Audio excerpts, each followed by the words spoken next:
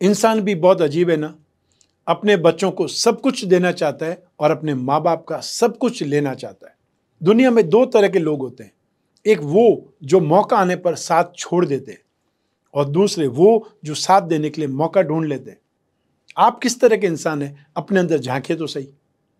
नमस्कार, मैं हूं कमल श्रीमाली।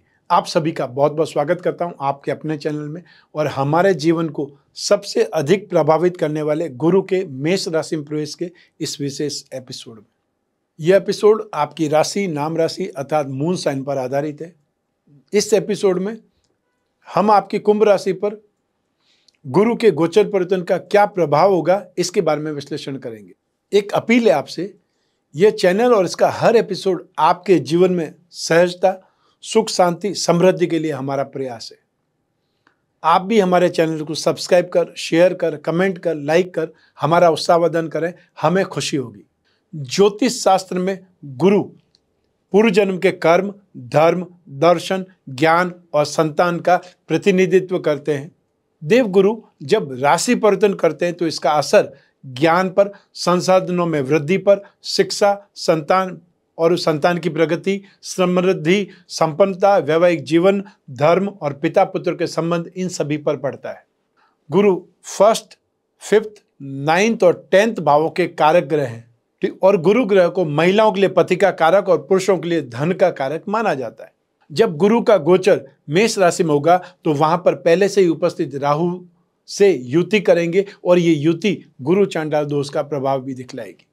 शनि की तीसरी नीच राशि पर दृष्टि भी निरंतर बनी रहेगी। हमेशा ध्यान रखें, गुरु वृद्धि के कारक है, इसलिए अच्छी या बुरी जो भी घटना हो उसमें इनका योग वृद्धि कारक होगा। जब गोचर की बात करते हैं तो वहां पर आपकी जन्म कुंडली की बात आ जाती है। तो आप में से जो लोग अपनी कुंडली विश्लेषण या जीवन की समस्याओं के समाधान के लिए फेस टू फेस मिलना चाहते हैं, वे मुझसे 2 अप्रैल और 20 और 21 अप्रैल को दिल्ली में मिल सकते हैं। 7 से 8 अप्रैल और फिर 10 अप्रैल और 25 से 26 अप्रैल तक मुंबई में मिल सकते हैं और 9 अप्रैल को बेंगलोर में मिल सकते हैं। 16 अप्रैल को अहमदाबाद में मिल सकते हैं। 22 से 24 अप्रैल तक मैं कलकत्ता शहर में रहूंगा। तो आप जिन जिन शहरों में मेरे शेड्यूल है वहां पर अपॉइंटमेंट लेकर के मिल सकते हैं। आइए आगे बढ़े। यही गुरु ग्रह 22 अप्रैल 2023 को प्रातः 5:14 पर अस्त रहते हुए ही अश्विनी नक्षत्र और मेष राशि में प्रवेश करेंगे और 1 मई 2024 तक मेष राशि में ही वक्री और मार्गी गति से भ्रमण करते रहेंगे। 28 अप्रैल को बृहस्पति या गुरु उदय हो जाएंगे और 4 सितंबर की शाम से लगा करके 31 दिसंबर की प्रातः तक गुरु वक्री रहेंगे। लगभग 12 वर्षों के बाद में पुनः गुरु मेष राशि में प्रवेश कर रहे हैं।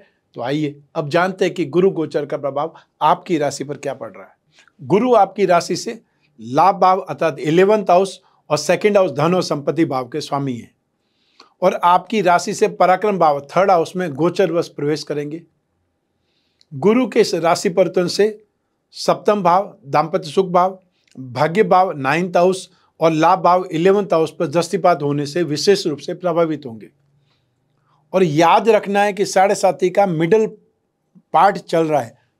आपकी राशि कुंडली में तीसरा भाव भाई बहनों के साथ संबंधों और पराक्रम के लिए जाना जाता है। गुरु के इस गोचर में भाई बहनों के साथ में पिछले लंबे समय से चले आ रहे मतभेद दूर हो सकते हैं, लेकिन आपको अपने निवास स्थान में कुछ परिवर्तन करना पड़ सकता है। या तो मकान चेंज करना पड़ सकता है या ऑल्ट्रेशन कराना पड़ सकता है या उसमें और समस्या के कारण बेचना पड़ सकता है। दूसरी जगह आपको कोई और जगह बसना पड़ सकता है। ऐसी स्थितियां पैदा हो सकती है। घर, परिवार और धन संपत्ति में संतुष्टि रहेगी। इस गोचर में आपकी यात्राएं ज्यादा हो सकती है। दाम्पत्य सुख में सुखद अनुभूति होगी और अदालत से संबंधित मामलों में सेटलमेंट से समाधान की उम्मीद जगेगी। इस एपिसोड में मैं आगे 6 सेक्टर्स के बारे में, आपकी लाइफ के 6 महत्वपूर्ण सेक्टर के बारे में विश्लेषण करूंगा। इसमें सबसे पहले आपका कैरियर, फिर आपकी आर्थिक स्थिति, फिर आपकी वैवाहिक स्थिति, वैवाहिक जीवन और फिर घर परिवार, आपकी जो शिक्षा, एजुकेशन और आपके स्वास्थ्य के बारे में, जिससे आप इसके बारे में अच्छे ढंग से प्लान कर पाएं, सोच पाएं, समझ पाएं और उसके आधार पर सावधान रह पाएं। तो आइए सबसे पहले बात कर रहे हैं आपके कैरियर की। आपकी राशि में शनि का गोचर आपको अलग थलग करवा सकता है, कुछ कड़वे अनुभव दे सकता है। जो लोग स्पोर्ट्स में या कोई एक्टिंग के क्षेत्र से जुड़े हुए हैं, उन्हें जोखिम लेने से बचना चाहिए, अर्थात इस समय काल में रिस्क नहीं लेना है।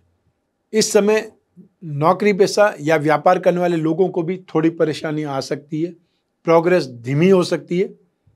रोजगार में विवाद तो कई बार नौकरी छूट जाने की संभावनाएं बन सकती है। सरकारी कर्मचारी है, उन लोगों का कोई कोई ढंग से विरोध होगा ही होगा, वो आपको सावधान रहना पड़ेगा, ध्यान रखना पड़ेगा। 30 अक्टूबर के बाद में आपकी आर्थिक स्थिति में इंप्रूवमेंट होने के योग बनेंगे। भाग्यवश रुके हुए काम आपके पूरे होने लगेंगे और व्यापार में अब सक्सेस मिलने लगेगी। जॉब वालों का ट्रांसफर हो सकता है और स्पोर्ट्स और एक्टिंग से जुड़े लोग भी फिर वापस कुछ इंप्रूवमेंट देखेंगे या तेजी पकड़ेंगे। आइए अब बात करें आपके आर्थिक स्थिति की। फाइनेंशियली ये गोचर स्टार्टिंग में कुछ कमजोर सा दिखाई देगा। जो बिजनेस ट्रेवलिंग है, कारोबारी यात्राएं बहुत ज़्यादा फायदा नहीं दे पाएगी और यदि आप कोई पार्टनरशिप फर्म में शामिल है तो बहुत सावधान रहें और शॉर्टकट में काम करने से बचें या फिर मौखिक रूप से ही कोई पार्टनरशिप नहीं करें। जब राहु जो अगली राशि अर्थात मीन राशि में चले जाएंगे तब आपको 30 अक्टूबर के बाद में अच्छे भाग्य का आनंद ले सकते हैं। आपके काम काज में संघर्ष से राहत मिलेगी। आपकी इनकम की जो भी ऑब्स्टिकल्स है वो आपसे दूर होगी या आप दूर कर पाएंगे और अच्छी सक्सेस के रास्ते पर होंगे। अपनी दिमागी ताकत से, बुद्धि बल से, अच्छी प्लानिंग से अपने कामकाज में उन्नति पाने में सफल हो जाएंगे और लॉन्ग टर्म इन्वेस्टमेंट में अच्छा रिटर्न आपको मिल सकता है। आइए अब बात करें आपकी मैरिड लाइफ की, वैवाहिक जीवन की। आपके जीवन साथी को स्वास्थ्य में कुछ परेशानियां बढ़ सकती है। ग्रहों की ये स्थिति अर्थात राहु और बृहस्पति और साथ में जो शनि की तीसरी दृष्टि, नीच राशि पर शनि की तीसरी दृष्टि है, वो गलत फहमी के कारण अलगाव की संभावना को दर्शाती है। 4 सितंबर के बाद में आपको दाम्पत्य जीवन में कुछ राहत मिलेगी, संतुष्टि मिलेगी और जीवन साथी से स्नेह और अपनत्व वापस बढ़ेगा। इस अवधि में संतान सुख की प्राप्ति हो सकती है या सूचना मिल सकती है। जो लोग कोई न कोई रिलेशनशिप में, प्रेम प्रसंग में हैं, उनके लिए ये गोचर काफ़ी पॉजिटिव है और जो लोग विवाह के इच्छुक हैं उन्हें बहुत अच्छे प्रस्ताव मिलेंगे, विवाह बंधन में बंध पाएंगे या जो डेट है वो फाइनल हो पाएगी। आइए अब बात करें आपके घर परिवार की।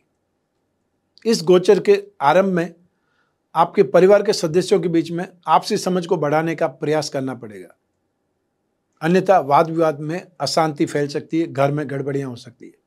जो बड़े भाई हैं उनसे रिश्ते बिगड़ेंगे लेकिन छोटे भाई से सपोर्ट मिलेगा। अपने विचारों को अपने परिवार के सदस्यों पर थोपने की कोशिश नहीं करनी है और पड़ोसियों के साथ में भी कुछ न कुछ अनबन हो सकती है, संबंध खराब हो सकते हैं। फिर 30 अक्टूबर के बाद में भाग्य के 7 में वृद्धि होगी, अर्थात जो बृहस्पति है, लाभ भाव के अधिपति, सेकंड हाउस के लॉर्ड है, वो जब अकेले हो जाएंगे, अपनी मित्र राशि में होंगे, तब उनकी स्ट्रेंथ, तब उनका फायदा आपको जबरदस्त ढंग से मिलेगा। आप धार्मिक कार्यों में हिस्सा लेंगे, समाज में यश और मान सम्मान आपका बढ़ेगा और इस परिवार में वृद्धि होने की स्थिति आएगी। पुत्र का जन्म या फिर किसी का विवाह होने से, घर में कोई नए सदस्य आने से परिवार की वृद्धि होगी।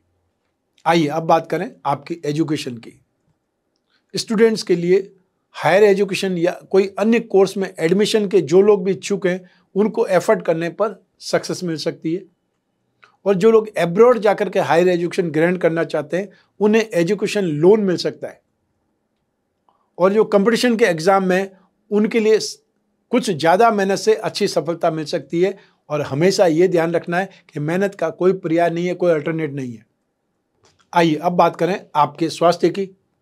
मानसिक रूप से इस गोचर की स्टार्टिंग में आप अशांत रहेंगे। स्वास्थ्य के लिहाज से थोड़ा नाजुक और अलर्ट रहने का टाइम है। यदि आपको ENT अर्थात ईयर, नोज और थ्रोट से संबंधित कोई समस्या है तो इस दौरान वह थोड़ी सी बढ़ सकती है। जो एजेड लोग हैं, वृद्ध लोग हैं, उनको जोड़ों में दर्द या कंधों में दर्द की समस्या का सामना करना पड़ सकता है और उनको चेस्ट इन्फेक्शन ज़्यादा परेशान कर सकता है। स्वास्थ्य ही वास्तविक धन है, ये बात हमेशा याद रखनी पड़ेगी और शनि की साढ़ेसाती में तो ये आपको हमेशा याद भी रखना है और कोई डायरी में लिख करके भी रखना है ताकि रोज जब आप डायरी खोलें तो वो चीज़ याद रखें। आइए अब बात करें गुरु ग्रह की शांति के उपायों के बारे में। मधुमेह अर्थात डायबिटीज का सीधा संबंध आपकी कुंडली में, गोचर में गुरु से माना जाता है। तो गुरु की पूजा आराधना पेट को प्रभावित करने वाली बीमारियों से राहत दिलवा सकती है। अगर आप गुरु के दुष्प्रभाव से, प्रतिकूलता से पीड़ित हैं तो फिर इन उपायों को अपनाना चाहिए। ठीक, आप 10 अवतार विष्णु कवच धारण कर सकते हैं। सबसे आसान उपाय, आप गुरु ग्रह का पिरामिड या नवग्रह दोष निवारक पिरामिड अपने बेडरूम में रख सकते हैं। जहां आप सोते हैं वहां रखें, जिससे माइंड, बॉडी और सोल ये 3 चीज ट्यूनअप होगी। जब भी कोई ग्रह चेंज होगा, सबसे पहले आपकी बुद्धि पर असर करता है, उसके बाद में उसका असर शरीर पर होता है। तो इससे आप सेफ हो सकते हैं, अपनी रक्षा कर सकते हैं। आप विष्णु प्रतिमा अपने घर की पूजा में स्थापित करें, और यही पारद की विष्णु प्रतिमा हो तो और ज़्यादा बेटर है। और नित्य उस पर अभिषेक करना है। अभिषेक करते हुए ओम नमो भगवते वासुदेवाय, ये 12 अक्षर का मंत्र है। ये आपको धीमे आवाज में या मन ही मन उच्चारण करते रहना है। गुरुवार के दिन अर्थात थर्सडे को आप गुड़, केला या चने की दाल या फिर कोई भी पीली वस्तु या जो पीले फल हैं उसका दान कर सकते हैं। जो संस्कृत पढ़ सकते हैं या जिन्हें रोज पूजा पाठ की आदत है, वे लोग पुरुष सूक्त या विष्णु सहस्त्रनाम का पाठ करें, और या फिर सामान्य ढंग से आप जो गुरु के एकाक्षरी बीज मंत्र है ओम ब्रह्म बृहस्पतये नमः, इसका जाप करें। तो ये था गुरु का मेष राशि में गोचर फल आपकी राशि के लिए। आपकी जन्म कुंडली में से एक ग्रह चंद्रमा को आधार बना करके मैंने ये राशिफल आपको बतलाया है। आप चाहें तो अपनी जन्म कुंडली के संदर्भ में इसको और सटीकता से जान सकते हैं, क्योंकि जन्म कुंडली आपकी अपनी है और उसमें योग, उसमें दशा, अंतर्दशा, प्रत्यंत दशा या जो भी राजयोग है, जो भी दुर्योग है, उसका भी फल आपको मिलता रहेगा।